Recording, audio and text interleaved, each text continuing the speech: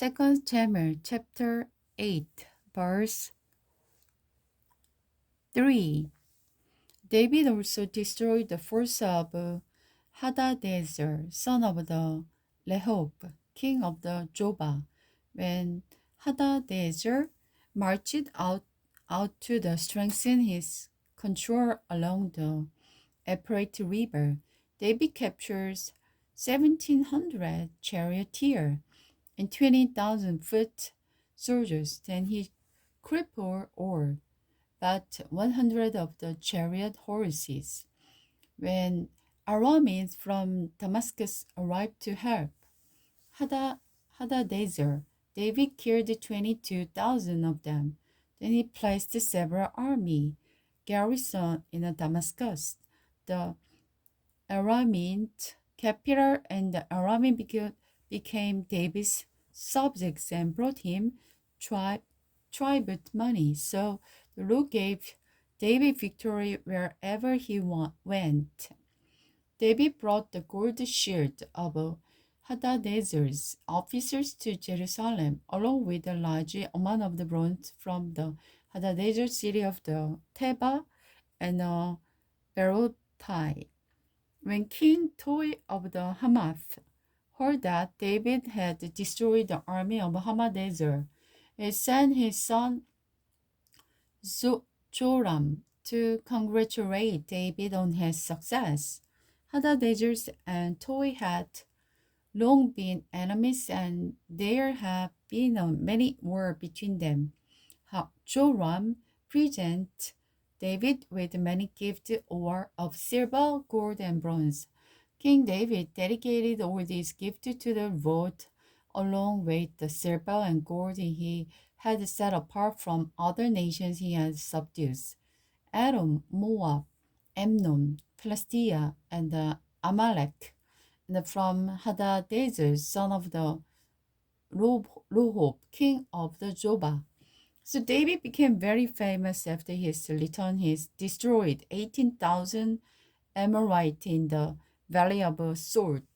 He placed his army garrison throughout Edom, and all the Amorites became David's subjects. This was another example of how the Lord made David victorious wherever he went.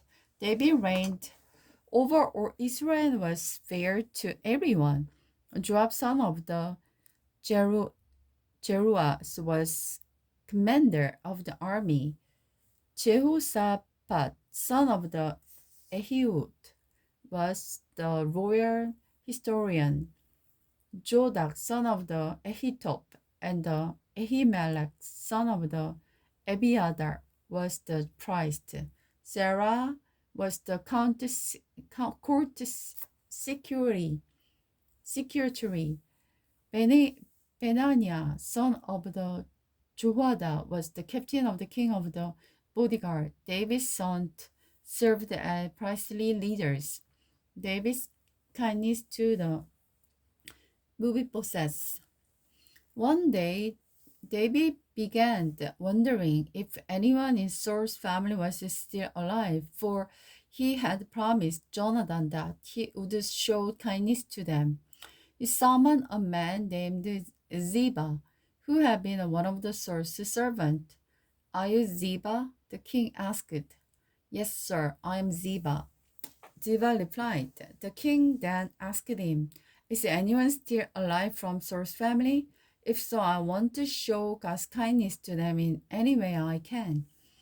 Ziba replied, "Yes, one of the Jonathan's sons is still alive, but he is crippled." Where is he?" the king asked. "In Dubedar," Ziba told him, "at the home of the Zichar, son of the Amiel."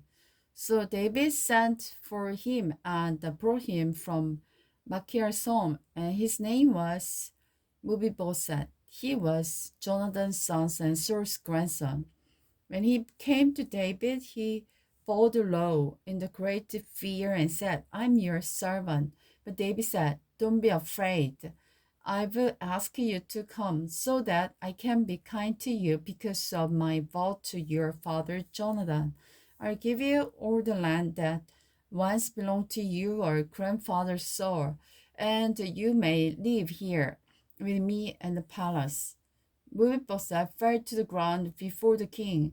Should the king show such kindness to a dead dog like me? He exclaimed. Then the king summoned Sir servant Ziba and said, I have given your master's grandson everything that belonged to Sir and his family. You and your sons and servants are to farm the land for him to produce food for his family, but Mubimbosa will live here at the palace with me. Ziba, who had 15 sons and 20 servants, replied, Yes, my lord, I will do all that you have commanded. And from that time on, Mephibosheth ate regularly with David, as though he was out of his own sons.